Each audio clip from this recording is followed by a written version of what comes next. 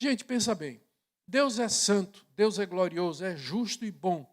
Nós somos pecadores. Que tipo de acordo? A própria Bíblia pergunta, não é? Que acordo pode haver entre Cristo e o maligno? Como nós podemos ter um acordo com Deus? É preciso resolver o problema do pecado. Por isso que a aliança era selada com sangue. Desde o Jardim do Éden até o Calvário, até o dia de hoje, sempre o relacionamento com Deus foi baseado no sangue. Por quê? Nós somos culpados, Deus exige a morte do culpado e, por isso, os animais são oferecidos no lugar dos israelitas, por isso Cristo foi oferecido em nosso lugar, para que a gente pudesse ter aliança com Deus, para que nós pudéssemos ter esse relacionamento. Existe um rastro de sangue, desde Gênesis, lá no primeiro sacrifício, que foi o de Abel, existe um rastro de sangue que percorre todo o Antigo Testamento, toda a história, chegando lá na cruz do Calvário. Sempre foi através do sangue. Sem derramamento de sangue, não há remissão de pecados, diz o autor da carta aos Hebreus. Moisés aspergiu todo o povo. E olha o que é que ele diz. À medida que Moisés estava agora jogando sangue sobre o povo, batizando o povo, por assim dizer, ele disse assim, eis aqui, estou no verso 8, eis aqui o sangue da aliança que o Senhor fez com vocês, de acordo com todas essas palavras. Notou que o Senhor fez com vocês? A iniciativa de Deus, Deus é o soberano Senhor, Ele nos chama, você diz, eu quero, Deus diz, o sangue tem que ser derramado, porque você não pode entrar na minha presença sem purificação. E Moisés, então, borrifa o povo com sangue e diz, eis aqui o sangue da aliança. O que é que isso lembra a você? O que é que vai acontecer 3.500 anos depois? Naquela noite em que foi traído, na festa da Páscoa, Jesus tomou o cálice e disse, eis aqui o cálice da nova aliança no meu sangue, que é derramado por muitos para a remissão de pecados. É as mesmas palavras que estão aqui. Era como se Jesus estivesse citando esse episódio naquela noite em que ele institui a ceia, a noite em que ele estava conosco, estava lá com seus discípulos, ceando e explicando as coisas relativas ao reino de Deus. Eis aqui o sangue da aliança que o Senhor fez com vocês de acordo com todas essas palavras. Estamos na mesma página, nós já vimos. O autor da aliança é Deus, Ele é que soberanamente vem ao nosso encontro. Nós somos o povo da aliança que respondemos sim, nós queremos, mas em seguida é preciso o sangue da aliança para que essa comunhão seja possível. E agora, no próximo passo, nós vamos ver o Deus da aliança. Uma palavrinha aqui só ainda, se me permitem, com relação à aspersão do povo com sangue. Só lembrar, e isso a gente precisa explicar, porque muita gente que vem de outras igrejas estranha quando a gente batiza os nossos filhos. A pergunta é, quando Moisés borrifou o povo com sangue, as crianças estavam lá? Claro que estavam. Estavam todas lá, as famílias com seus filhos, e elas participaram dessa aliança. Elas foram borrifadas com o mesmo sangue. Não significa que foram perdoadas, como não significava que o israelita estava sendo perdoado, mas somente o verdadeiro israelita, o remanescente fiel. Essa é a razão pela qual nós incluímos os nossos filhos na aliança mediante a água do batismo. Isso eu faço, não está aqui, não é meu assunto aqui, pode ser assunto mais adiante no outro sermão, mas porque às vezes as pessoas vêm para a nossa igreja e ficam assim, é catolicismo? Não, não é catolicismo. O fato de que a aspersão é usada na Igreja Católica não quer dizer que está errado, porque a Igreja Católica acredita em coisas que nós acreditamos. Por exemplo, a Trindade, se você perguntar a um católico, ele vai dizer que sim, Deus Pai, Filho e Espírito Santo. A divindade de Cristo. Cristo é verdadeiro Deus, verdadeiro homem. A Igreja Católica ensina isso. Então, o fato de eu também crer na Trindade me faz um católico? De forma nenhuma. Nosso problema não é com o católico, nosso problema é com o romano. A questão do Papa, a questão dele se arrogar como o pai da igreja, os sacramentos da Igreja Católica, a mariolatria, a ponto de que a melhor maneira de se referir à Igreja Católica é o culto mariano. É a melhor maneira, de se referir à Igreja Católica. por conta de todas essas coisas. Então, fiz essa digressão, me perdoem, apenas para explicar por que nós batizamos os nossos filhos e batizamos por aspersão. Porque essa é uma pergunta que muita gente faz quando vem visitar a nossa igreja e vem estar conosco. Esse é um dos textos que nós usamos para responder a esse tipo de indagação. Mas agora vamos para o Deus da aliança, né? Já vimos o sangue da aliança e agora vamos para o Deus da aliança. E aqui nós temos um texto surpreendente, capítulo 24, de 9 a 11. Moisés, Arão, Nadab e Abiú e 70 dos anciãos de Israel subiram o monte, que Deus tinha chamado. Venham para cá. E viram o Deus de Israel, sob cujos pés havia como que uma pavimentação de pedra de safira, que se parecia com o céu na sua claridade. Deus não estendeu a mão contra os escolhidos dos filhos de Israel. Eles viram Deus, comeram e beberam. Agora, celebração da aliança. A aliança foi feita e eles agora podem sentar juntos e comer juntos. Deus juntamente com os representantes dos israelitas. Não é a mesma coisa que nós fazemos na ceia do Senhor?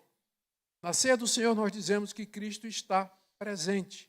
Ele está presente espiritualmente. E nós comemos e bebemos na presença de Deus, celebrando a aliança selada no sangue de Cristo Jesus. Tudo isso aqui aponta para Cristo, aponta para a nova dispensação da aliança, para a renovação da aliança que vai ocorrer no sangue de Cristo 3.500 anos depois, com efeitos até o dia de hoje. Nós somos o povo da aliança, eu vou falar sobre isso daqui a pouco. Mas aqui para o nosso texto, Deus agora, uma vez que o sangue foi derramado, o povo foi purificado, então Deus diz, subam para cá. E Moisés, juntamente com Arão, seu irmão, que era o sumo sacerdote, Nadab e Abiú, que eram os 2 filhos de Arão, e 70 dos anciãos de Israel, eles sobem no monte. Sabe o que é que me impressiona aqui? É que Nadab e Abiú estavam lá. Eles viram o Deus de Israel, sentaram, comeram e beberam na presença do Deus de Israel. Nadab e Abiú são os 2 filhos rebeldes de Arão, que alguns capítulos depois, eles vão querer o sacerdócio, eles vão querer tomar o lugar de Arão, e Deus abre a terra e eles são engolidos na ira de Deus.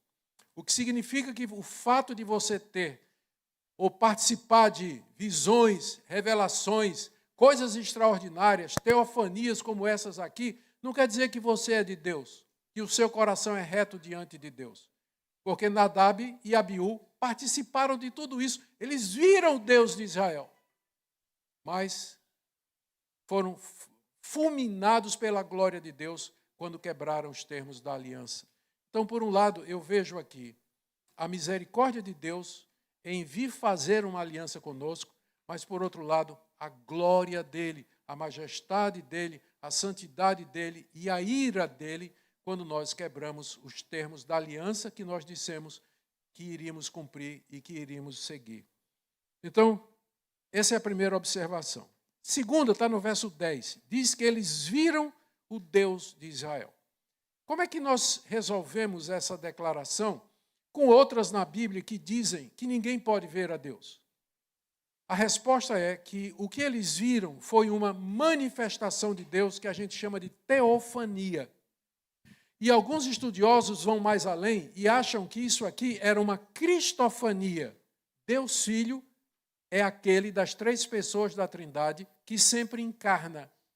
E foi ele que tomou a forma humana e se tornou um de nós. Então nós teríamos aqui uma pré-manifestação de Cristo.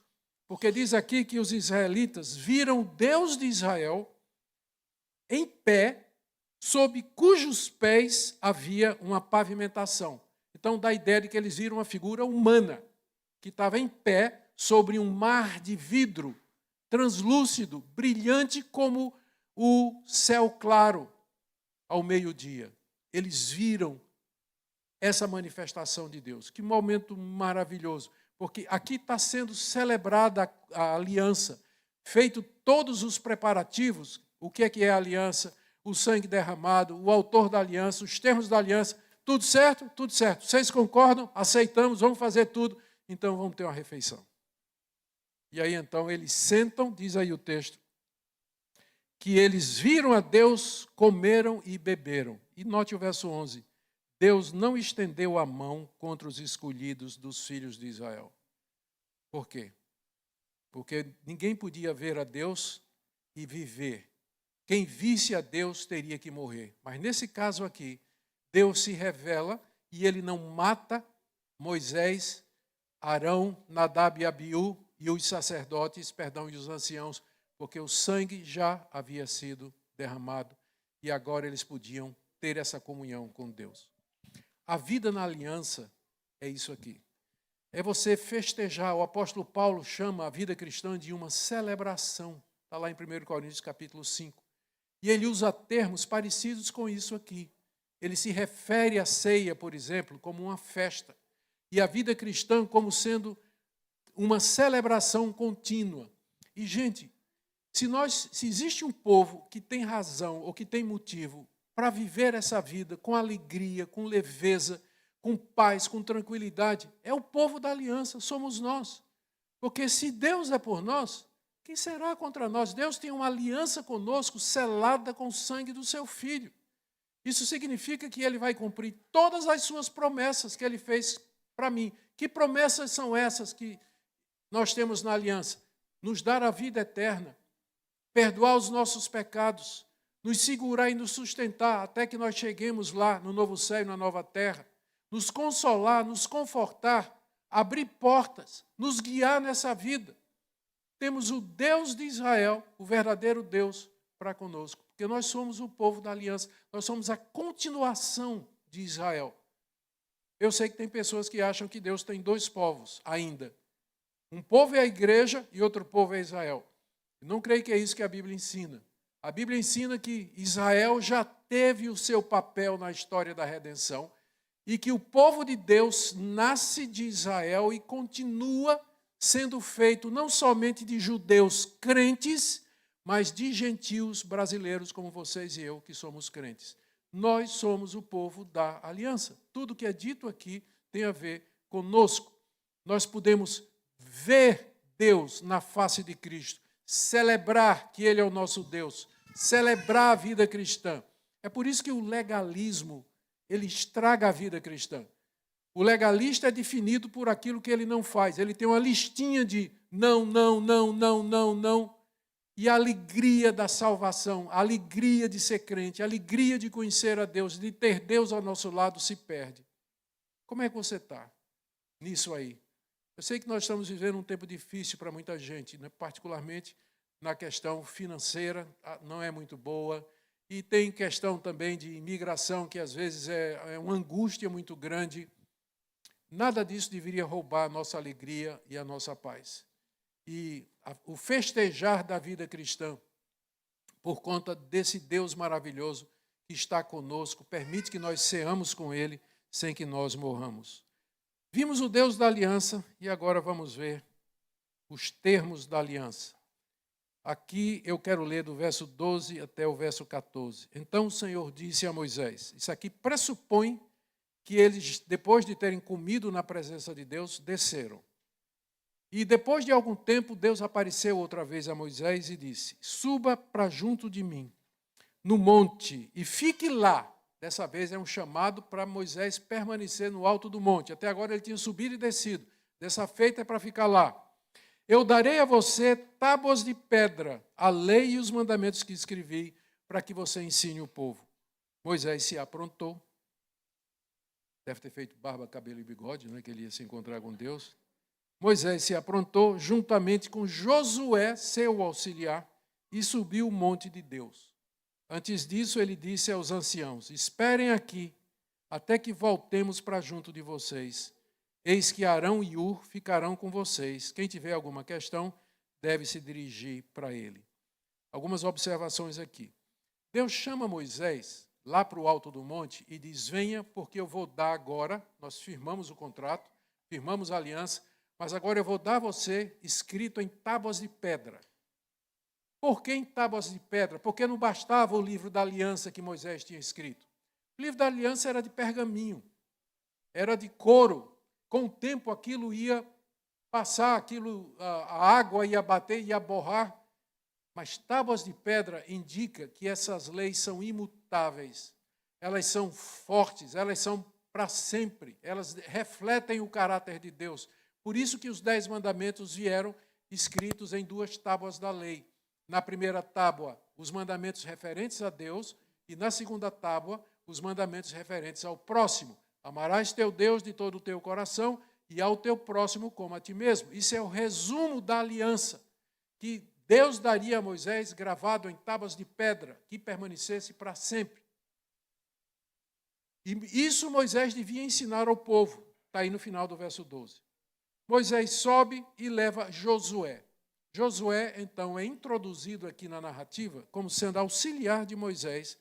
E a razão para isso é porque é ele que vai substituir Moisés breve. Moisés ainda vai viver um tempo, vai escrever muita coisa, vai trazer a lei de Deus para o povo, mas ele vai morrer e vai ser substituído por Josué. Então, Josué já aparece aqui como sendo essa figura, o que mostra que ninguém é insubstituível. Quando Moisés morre, Deus levanta Josué.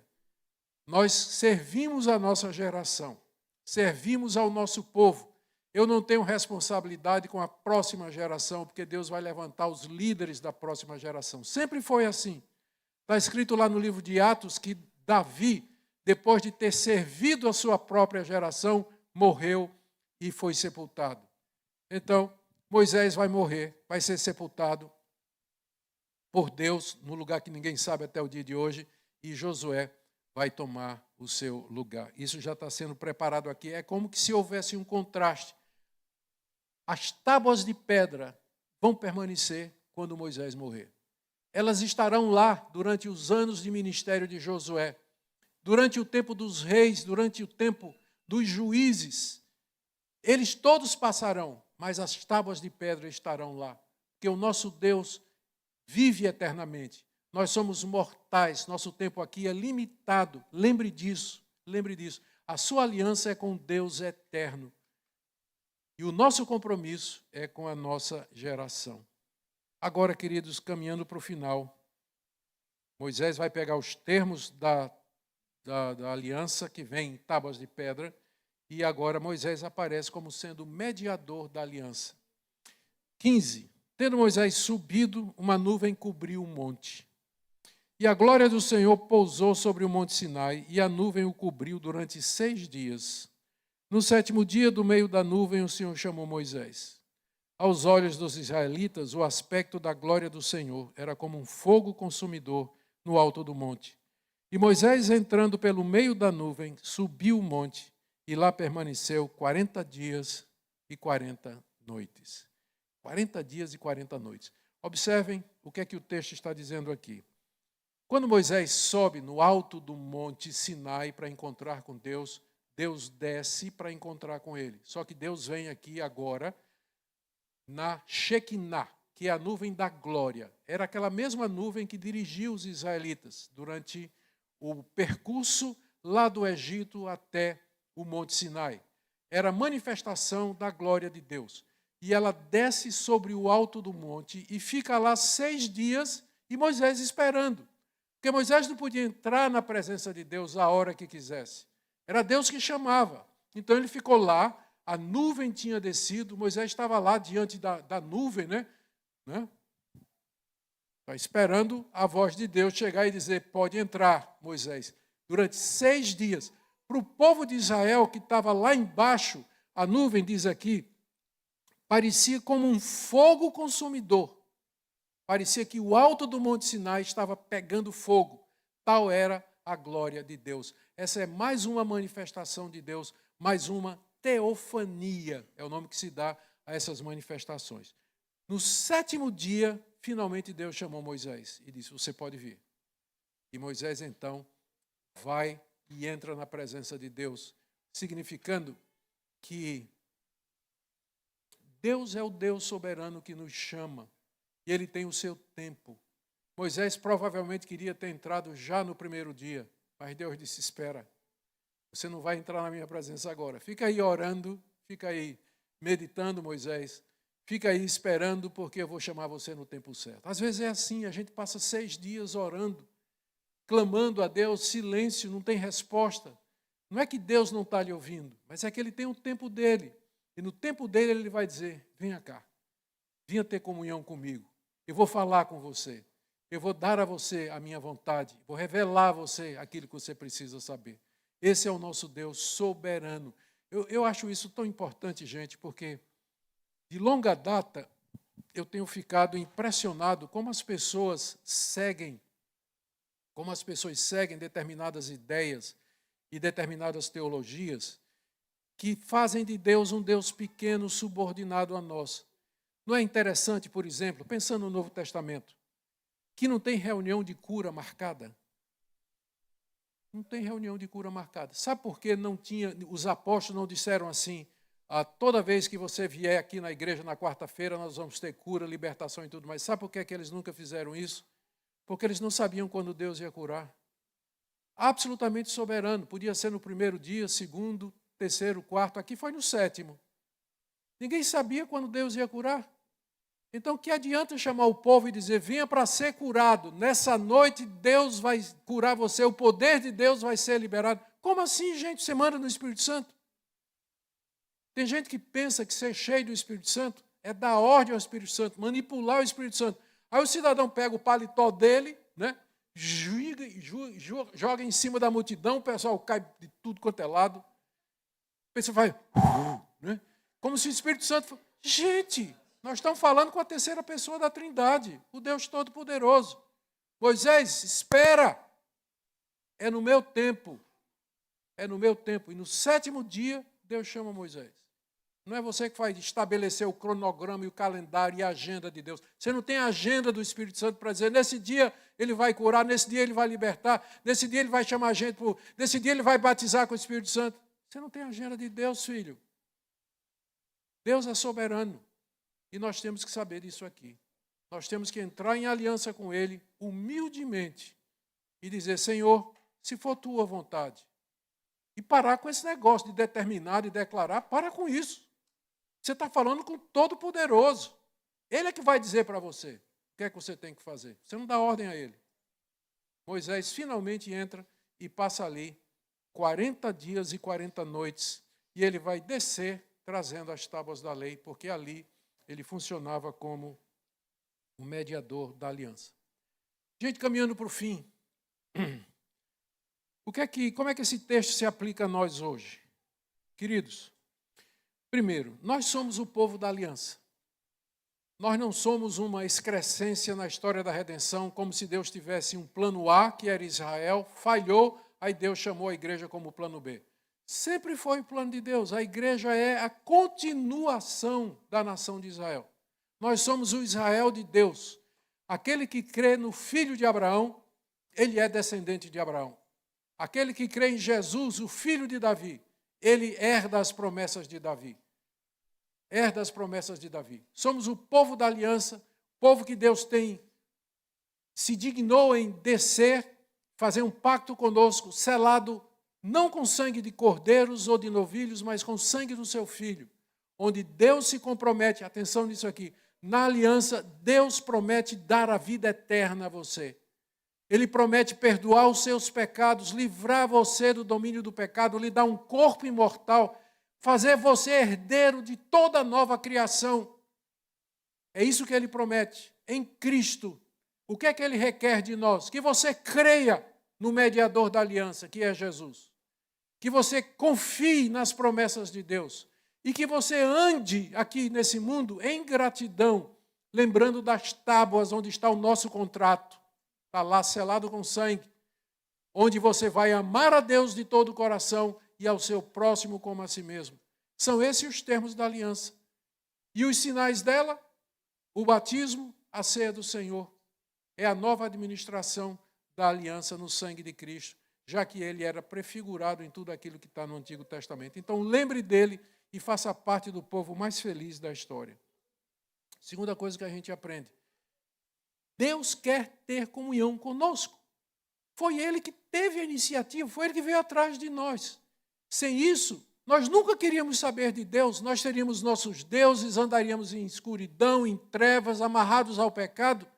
Mas Deus veio ao nosso encontro, é Ele que propôs tudo isso. Significa que Ele quer ter comunhão conosco. Às vezes você tem a impressão de que Deus está lá distante, lá nas nuvens, lá no céu, que Ele não se importa com você. Isso não é verdade. Ele, como parte da aliança, Ele se obriga a estar com você, ouvir suas orações, cuidar de você, sarar as suas feridas, abençoar você, lhe dar o pão de cada dia, não o pudim, o pão de cada dia e tudo mais que nós precisamos. Esse é o nosso Deus. O Deus que quer ter comunhão conosco. Terceiro, eu quero falar aqui. São tantas coisas, eu vou direto para o meu último ponto aqui.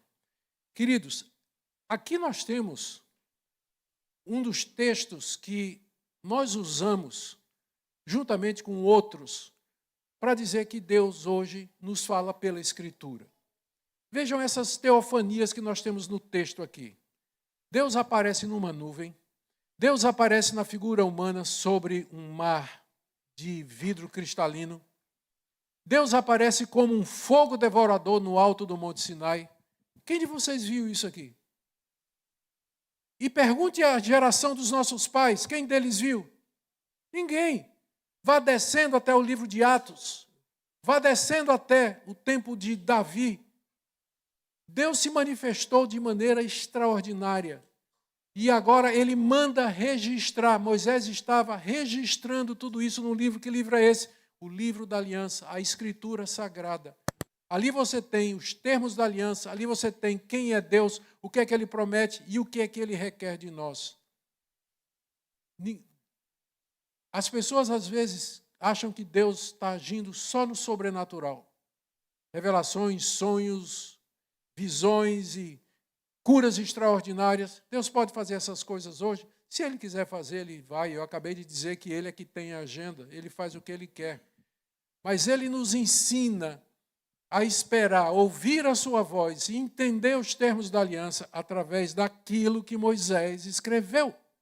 E depois de Moisés, Davi escreveu, Samuel escreveu, os 12 apóstolos escreveram, e nós temos essa escrita em nossa mão, na sua mão, que é a Bíblia Sagrada, onde nós temos o contrato, os termos, a revelação do que é a aliança.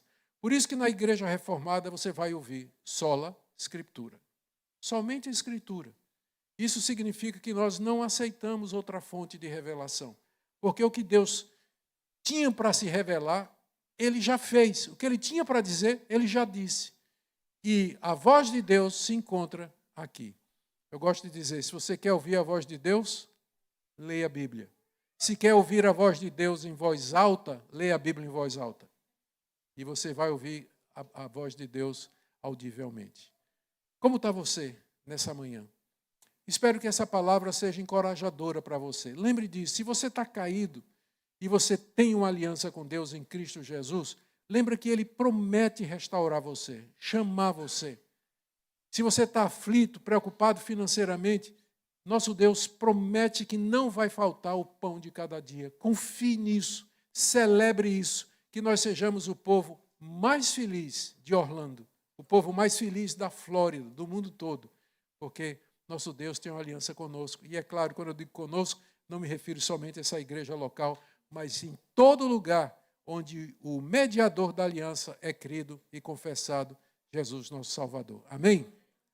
A aliança de Deus com seus filhos é um tema que ressoa profundamente em nossos corações, pois revela a natureza do amor divino e a intenção de estabelecer um relacionamento próximo e significativo conosco. A ideia de uma aliança implica comprometimento, uma promessa que vai além de palavras. Quando Deus se compromete com seus filhos, Ele está estabelecendo uma conexão que é marcada pela fidelidade, pela proteção e pelo cuidado. Essa aliança nos fala sobre a confiança de que, independentemente das circunstâncias, Deus está ao nosso lado, guiando-nos e sustentando-nos em cada passo da jornada. Ao longo da história, vemos diferentes manifestações dessa aliança, momentos em que Deus se apresenta ao seu povo, prometendo estar presente e ativo em suas vidas. Essa presença não é uma simples garantia, mas um convite à participação. Ser filho de Deus significa que somos convidados a fazer parte de algo maior, de um plano que envolve amor, esperança e redenção.